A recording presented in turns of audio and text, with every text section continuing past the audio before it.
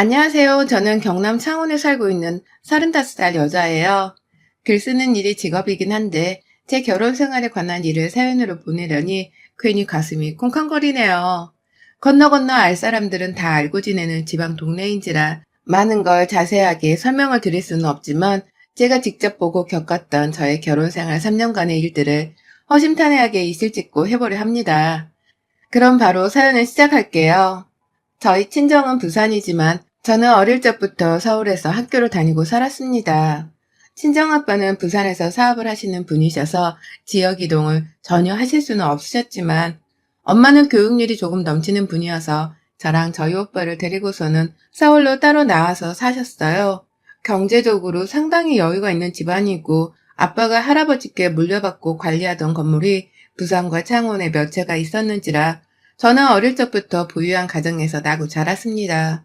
그거 저도 잘 알고 있었고, 그래서 자라면서 경제적인 곳으로는 한 번도 부족함을 느껴본 적이 없었어요. 어디 나가서도 저희 집안 재력이 그리 빠지는 편은 아니었고요. 다만 주변에서 어울려 지내던 친구들이 모두 다 부유한 편이어서 저희 집안의 재력을 굳이 자랑하거나 내세울 일이 전혀 없었고요. 서울에 오고 나서도 제가 사립초등학교에 들어가고 쭉 고등학교까지 특목고로 나온 덕분에 비슷한 환경의 친구들을 많이 만나서 자랑은 할 일이 없었습니다. 제 성격 자체가 그런 걸로 누구 앞에서 돈 자랑을 할 위인도 못 되었고요. 굳이 어떤 마음으로 살았냐고 물으신다면 나는 부족함 없이 사는 편이니까 부모님께 충분히 감사해 하면서 살자는 생각뿐이었던 것 같아요. 그렇게 살다가 대학도 자연스럽게 서울로 진학을 했고요. 대학교 2학년 때였나 잠깐 호주의 한 도시로 교환학생을 간 적이 있었습니다. 그냥 주변의 친구들이 다 한 번은 어학연수를 가길래 저도 가보고 싶다는 생각이 들어서 교환학생을 신청했는데 덜컥 합격을 해버렸더라고요. 그렇게 떠났던 1년간의 교환학생 기간 중에서 다른 학교에서 온 한국 사람들도 많이 만나 교류를 했었고요. 그러다가 제가 결혼을 해서 살게 된 저희 남편을 만났어요. 남편은 당시 스펙에 허우적대며 쫓기듯 어학연수로 온 케이스였고, 그래서 다른 교환학생들과는 달리 잘 어울리지도 않고 늘 공부만 하던 사람이었죠. 경제적으로 여유가 없는 건지 다 같이 어디 식당으로 밥을 먹으러 가거나 캠퍼스 내 카페에서 커피 한 잔을 할 때에도 늘 자리를 피하는 사람이었고, 그래서 저에게는 유독 신경이 쓰이는 남자였습니다. 제 주변에는 그런 식으로 어울림을 피하거나 돈을 아끼는 사람이 별로 없었기 때문에 저로서는 괜히 시선이 갈 수밖에 없었어요.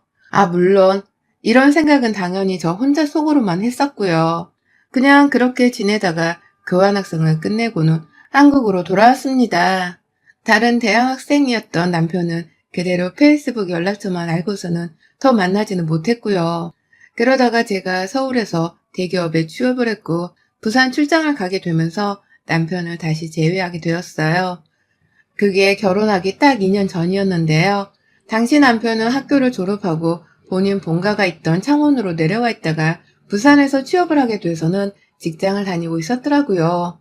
각자 미팅을 하다가 해운대 바다 앞에서 지나치듯 마주쳤고 거기서 연락처를 구해서는 연락을 시작했어요. 제가 부산 출장을 하는 동안 저희 친정집에 묵고 있었는데 저녁마다 집에 안 있고 밖에 나가서는 남편을 만났고요.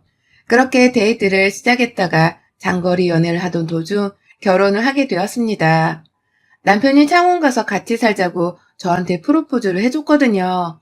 굳이 회사를 다니며 돈을 벌 이유가 없었고 또 회사를 다니면서 여러 가지 일들로 힘들어하던 중이었던 저는 그게 마치 저를 구원해주는 동화줄인 것만 같아서 기쁜 마음으로 남편의 프로포즈를 받았어요. 그리고 나서 결혼을 하겠다며 창원에 있는 시댁으로 인사를 드리러 갔었습니다. 저야 뭐 바로 옆에 친정이 있는 부산이 있었기 때문에 그리 부담스러운 방문은 아니었고 시댁에 인사를 드리고 난 후 바로 저희 친정에 갈 참이었죠. 그런데 그날 시부모님께서는 여러 가지로 저를 마음에 안 들어 하셨어요. 일단은 제가 고향은 부산이라고 하는데도 서울말을 쓴다는 것에서 불만이 가득이셨고요. 처음 인사하며 대화를 나눌 때부터 근다와 자꾸 서울말을 쓴디 일부러 그러는겨? 라는 식으로 몇 번이고 제 말투를 문제 삼으셨어요. 그 바람에 저는 어릴 적부터 서울에 가서 학교를 다니고 서울 친구들과 쭉 교류를 하면서 서울말이 충분히 익숙해진 상황이었음에도 불구하고 당시 예비 시부모님이나 다름이 없었던 두 분의 눈치를 보면서 고의적으로 사투리를 쓰려고 노력해야 했죠. 하지만 시부모님이 저에게 느끼는 불만은 그뿐만이 아니었어요. 제가 혹여나 앉고 일어서는 데에 몸이 불편할까 싶어서 치마가 아닌 바지를 입었습니다. 그런데 시부모님께 인사를 드리러 오는 자리에 치마가 아니라 바지를 입고 왔다면서 시아버지가 입이 삐쭉 나오셔서는 제 옷을 지적하더라고요. 막 서울말을 쓴다고 눈치를 받은 후에 옷 지정까지 받고 나니 멘탈이 나가는 심정이었습니다. 그냥 이분들은 내가 마음에 안 드시는 분들이구나 싶어서 이 결혼이 성사되지 못할 것이라는 불안한 예감이 들었고요. 그래서 거의 체념을 하다시피 어떻게든 표정 관리를 하고서는 밥까지 먹곤 마음을 비운 채 시댁을 나섰어요. 친정으로 가야 하는데 도저히 이 기분으로는 집에 못 들어갈 것 같아서 집 근처에 있는 호텔에서 하루를 묵었고 침대에 들어 누워서는 남편한테 얼마나 시부모님의 눈치를 살펴물었는지 모릅니다. 다들 나를 마음에 안 들어하는 것 같은데 어떡하냐며 우리 그냥 헤어져야 하는 거냐면서 아주 눈물겨운 연락을 주고받았었네요. 하지만 예상외로 시부모님께서는 바로 저와의 결혼을 허락해 주셨어요. 저를 며느리로 받아주기로 하신 겁니다. 남편이 뭐라 말했는지는 모르겠지만 저를 마음에 안 들어하던 태도와는 달리 바로 결혼을 하라면서 재촉을 하듯 허락의 연락을 주셨고요. 그 바람에 저는 뛸 듯이 기뻐라 하면서 결혼을 진행했어요. 나를 한 번쯤 그렇게 무시를 하고 마음에 안 들어하는 티를 낸 사람들이니까 결혼에 대해서 다시 한번 생각을 해봤어야 하는 건데요. 그냥 아무 철딱서니가 없어서는 허락을 하겠다고 하는 시부모님의 말씀을 넙죽 받아들인 겁니다. 그래서는 앞뒤 가리지도 않고 결혼 준비를 하고 저를 따라서 저희 부모님까지도 신이 나서는 딸이 결혼한다며 막 상견례도 하고 결혼 준비도 했습니다. 그때부터 솔직히 이상한 조짐들이 여럿 있었거든요. 상견례는 보통 두 집안의 가운데 지점에서 하거나 식당 가까이에 있는 집안에서 대접을 하거나 한다고 하던데 저희 시부모님께서는 저희 부모님이 창호까지 직접 방문을 하셨음에도 불구하고 식당 예약도 하지를 않으셨고 또 계산도 하지를 않으셨어요.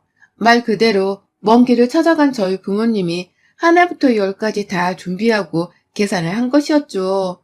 뭐 저희 부모님이 돈을 아끼는 분들은 아니셨는지라 큰 문제는 아니었지만 엄마가 그러시더라고요. 시부모님이 너무 성의가 없는 것이 마음에 걸린다고 말이죠. 그리고 그 걱정은 결혼식 날까지 이어졌습니다. 저희 남편이 제 친정이 잘 산다는 것을 아버지가 사업을 하시고 건물도 창원에까지 몇 채를 가지고 있다는 것을 분명 말한 듯 보였어요. 그렇지 않고서는 그 엄청난 애물과 예단을 요구할 수가 없었을 테니까요. 저희 시댁은 정말 평범하다 못해 오히려 노후 준비는 제대로 되어 계실까 싶은 만큼 금전적 여유가 없어 보이는 집안이었는데요. 어디서 돈독이 들어서는 애물을 거의 1억 정도의 규모로 요구를 하더라고요. 그럴 만한 깡도 없고 그만한 돈을 써본 적도 없어 보이는 분들이 말입니다. 그래서 혹하는 마음에 남편한테 물어봤어요. 이 정도 돈은 충분히 쓸 수 있지만 시부모님이 어째서 이렇게 큰 돈을 나한테 요구할 생각을 하셨을까? 라고 말이죠. 그러자 남편은 모른 척을 하면서 그냥 애물에다는 그런 식으로 주고받는 거 아니야? 라면서 말을 했고요. 그런 식으로 말한 남편은 끝끝내 집 하나도 준비해보지를 않았답니다. 처음에 창원 내에 아주 조그맣고 허름한 아파트 한 채를 신혼집으로 하겠다고 사려고 하는 바람에 그거를 보다 못한 저희 부모님이 그냥 한 채를 사주겠다며 제 명의 앞으로 브랜드 아파트 한 채를 주셨어요. 결국 상견례부터 시작해서 결혼식과 신혼집 그리고 예물 예단까지 저희 부모님이 쓴 돈이 10중에 9였죠. 그런데 결혼을 하고 나니 본격적인 지옥문이 열리기 시작하더라고요. 저를 탐탁찮아 하셨지만 결혼은 허락하셨기에 절 결국 마음에 들어 하신 거라는 생각을 했는데요. 결혼을 해보니 이건 뭐 너무 대놓고 제 집안의 배경을 보고서 결혼 허락을 시키신 것이더라고요. 너무 대놓고 저희 집안을 통해 금전적인 도움을 얻으려고 하는 바람에 제가 다 부모님을 보기가 창피하고 죄스러울 지경이었답니다. 일단 저희 시어머니는 그 많은 금액의 예단을 받아가 놓으시고서는 정말 입을 싹 다문 채로 저희 부모님을 한 번 초대도 안 하시고 또 선물 한 번을 사주신 적도 없으시거든요.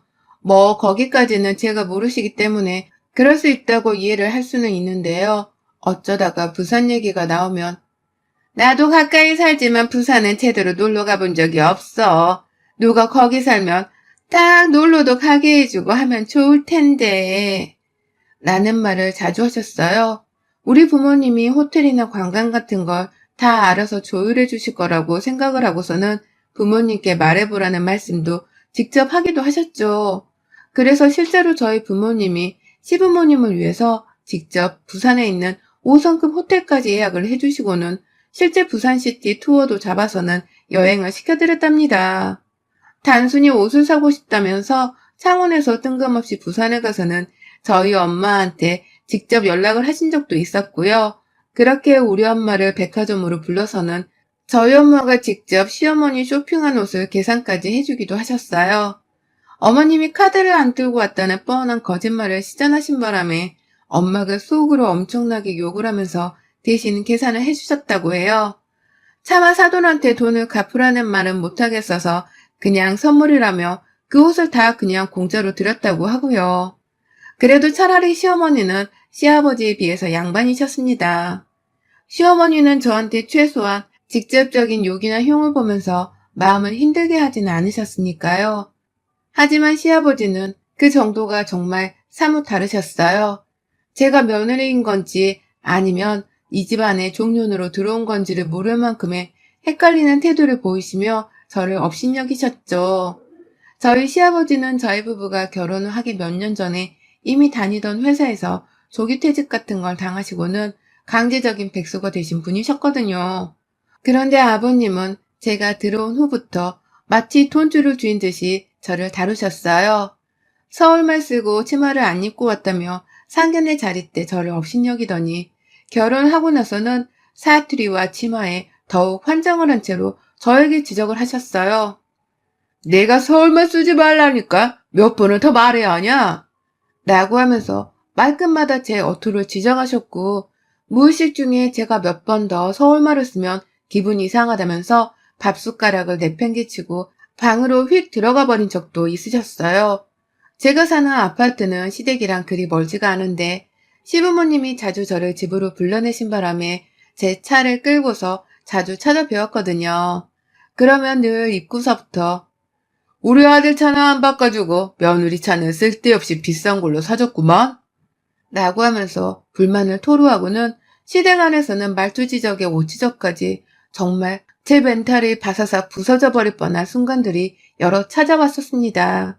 치마를 입는 것에 왜 그렇게 열을 올리는지는 모르겠지만 하도 저한테 치마를 입으라고 당부를 하시고 또 바지만 입으면 삐진 표정을 지으시는 바람에 제가 변태신가 싶어서 불쾌함을 보인 적도 있었어요. 아버님, 저 며느리예요. 어디 TV 나오는 사람 아니고요. 바지를 입는 게 뭐 어떻다고 자꾸 치마치마 거리세요? 요즘 세상이 어떤 세상인데 라고 말입니다. 근데 저 그날 거의 시댁에서 쫓겨날 뻔했어요. 시아버지 말에 대꾸를 했다면서 시아버지뿐만 아니라 옆에서 듣고 있던 시어머니까지 나서서는 저한테 버르장머리가 없다고 쌍욕을 퍼붓는 바람에 제가 눈물 콧물까지 아주 쏙 빼놓고서는 죄송하다고 사과를 드린 후에야 겨우 진정을 시켜드릴 수 있었습니다. 이게 참 이런 꼴을 당했으면 그냥 이혼을 해서라도 이 더러운 집구석에서 발을 떼는 게 정상이었는데요. 그게 맘처럼 쉽지가 않더라고요. 제가 살면서 이런 꼴을 당하는 게 생전 처음이기도 했고, 그래서 저는 제가 정말 무언가를 잘못하고 있었기 때문에 시부모님이 이리 동시다발적으로 저를 미워하신다고 생각을 했어요. 제 편이어야 할 남편도 우리 부모님이 그러시는 데는 다 이유가 있지 않을까? 그냥 당신이 맞춰드리면 되는데 노인네들 이겨먹겠다고 이 난리를 키우는 거 아니겠어? 라면서 이게 다 은근히 저 때문이라고 말을 했어요. 그러니 저는 정말로 이 사소한 일들이 다 저 하나 때문에 일어나는 건 줄 알고서 시부모님께 더 잘해드리려고 노력을 했죠. 제가 잘하면 더 이상 싸움이 일어나지 않을지도 모른다고 생각을 했기 때문에 말입니다. 하지만 이런 저의 방관 비슷한 자세는 시부모님을 더욱 기고만장하게 만들었어요. 시어머니의 경우는 부산에 무턱대고 찾아가서 우리 부모님 돈을 쓰거나 빌리려고 하실 때 저희 부모님이 약속이 있다는 핑계를 대면서 충분히 만남을 피하거나 미룰 수가 있었습니다. 엄마도 슬슬 시어머니에 대해서 짜증이 나는 건지 시어머니가 연락이 오면 알아서 먼저 연락을 피하거나 무시를 하면서 최대한 저 없이 만나는 일을 만들지 않으려고 하셨죠.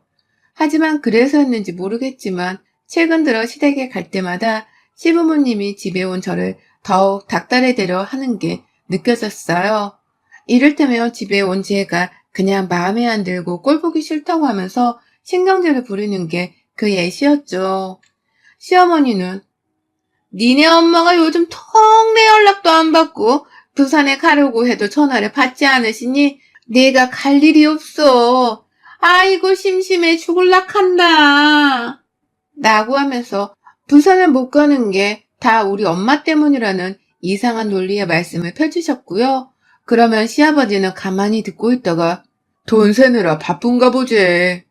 라고 하면서 은근히 우리 부모님을 비꼬으셨답니다. 돈이 많은 집안이라서 만나기도 힘든 거라며 우리 같은 사람들이랑은 어울리기도 싫은가 보지. 하여튼 있는 것들이 더해. 이래서 사람은 돈만 보고서 들이면 안 되는 건데. 라고도 말씀을 하셨어요. 은연중에 저를 돈만 보고서 이 집안의 며느리로 들였다는 걸 아주 당당하게 저를 혼내듯이 말씀하시더라고요. 그 말을 듣는 저는 내 부모님을 욕하고 있는 시부모님하고서 맞짱이라도 떠야 하는 건가 싶어서 속에서 막 없던 폭력과 폭언에 대한 욕구가 밀려 올라왔습니다. 이혼을 하고 말겠다는 결심을 하면서 매번 겨우 참아 넘겼어요. 오늘은 기필코 이혼 도장을 찍어야지 라는 생각으로 시댁을 빠져나오곤 했는데 늘 실천을 하지는 못했습니다. 내 인생에 이혼이라니 그건 너무 절망적이고 또 수치스러운 것이라 생각을 하고서는 차마 실행을 못한 것이었어요. 그러던 중 이런 바보스러운 저를 제대로 각성시켜주는 일이 일어났습니다. 시댁에서 저를 부르길래 혼자 차를 끌고 찾아갔던 날 시아버지가 또다시 저를 뭐 하나 흠집내고 싶었는지 제 바지를 보자마자 한 소리를 하더라고요. 먼저 시어머니가 저를 보고는 저거 시아버지한테 또 혼이 나겠네 라면서 한숨을 푹 쉬셨고요. 그들을 이어서 바로 시아버지가 나타나서는 아유 며느리란 애가 다리를 훤히 보이긴커녕 허구한 날 바지만 쳐입었사니 볼 재미가 없어 라고 하신 겁니다. 그 말이 너무 충격이었고 이건 뭐 마치 성희롱과도 다름이 없다고 생각을 했습니다. 부부가 쌍으로 이런 소리를 아무렇지 않게 하면서 며느리를 혼내고 있다는 게 너무 실망스러웠고요. 그래서 당장 아버님께 말을 취소해달라고 눈에 쌍심지를 켜고 말했어요. 그 말은 분명 토가 넘으신 것 같으니 사과해주세요. 제가 아버님 아들 와이프지 아버님 첩이 아니잖아요? 무슨 말씀을 그렇게 더럽게 하세요? 다리를 내 보이라니요. 제가 무슨 아버님 기쁨조예요? 라고 말이죠. 그러자 시아버지는 혼자 고상한 척은 다 하면서 노발대발하대요.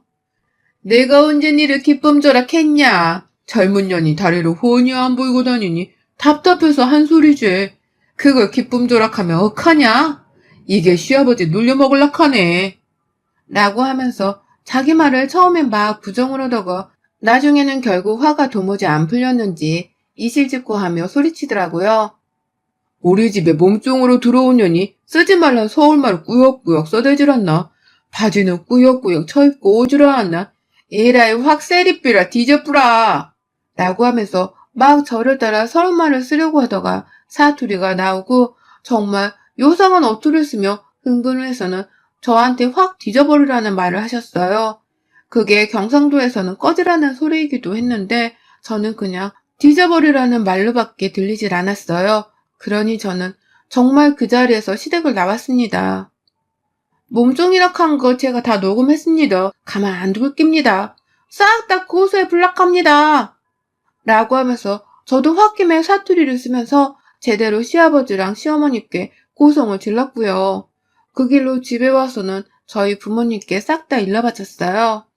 시아버지한테 들은 수치스러운 말들, 시어머니의 시집살이와 언성, 그리고 우리 집을 깔보던 그 말들까지 싹 다요. 그러니 저희 친정 부모님은 바로 집안을 들고 일어서셨어요. 변호사 고용하고 하나라도 모자라 둘을 끼고서는 시집을 몰살시키겠다며 지금 눈에서 레이저가 나오는 지경에까지 빡쳐버리고 마셨습니다.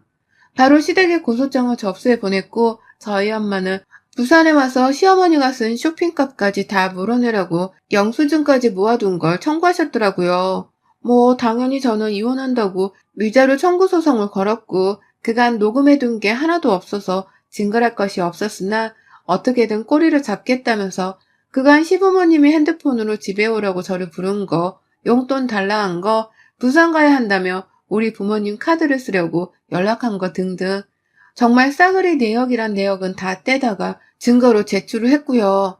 천만다행히도 저희 엄마가 시어머니 연락을 한창 안 받으실 때 시어머니가 혼자 열불이 나서는 저한테 문자를 보낸 게 있더라고요.